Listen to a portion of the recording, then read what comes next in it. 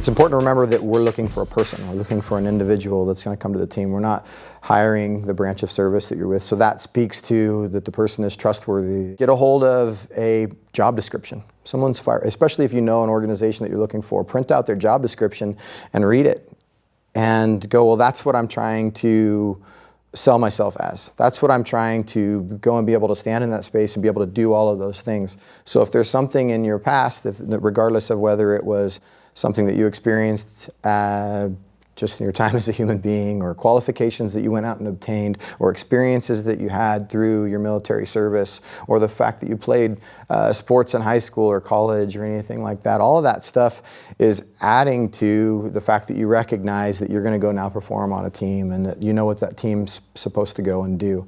I think that's the best place to start with a resume. All of the qualifications, all of those things that you need to have in pocket, those obviously need to be there before you can go take the test. That needs to be highlighted.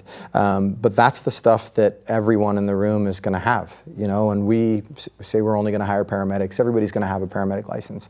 It has to be spoken to, but what else? Now you're talking about your resume. Resumes can be distracting. If there's too much on the resume, I only have so much time with you. If it's on your resume, make sure that you can speak to it when you come into the interview, because that's when your resume is going to be evaluated, you're going to present it to a panel for an interview. If you slide it across to me, I'm going to take a look at it, and there could be questions that come from it, like, oh, well, you forgot, you didn't mention this. So it's good to have as a prompt. It's also something good to look at before you slide it across the table while you're waiting in the room. Look at what you wrote down on that resume. You know what I mean? It's a good prompt for that question. What have you done to prepare for this job? Tim's saying, like, yeah, you have your qualifications. Everyone's going to have your EMT and your paramedic. Okay, but what else? On top of that, I have service, I have write-outs, I have further education, and you want to lead with those early in the interview process because you really have 30 seconds to capture their attention, or, you know, it's sink or swim at that point. So lead with those things, and if you're going to put them at the top of your resume, be able to speak to them highly, confidently.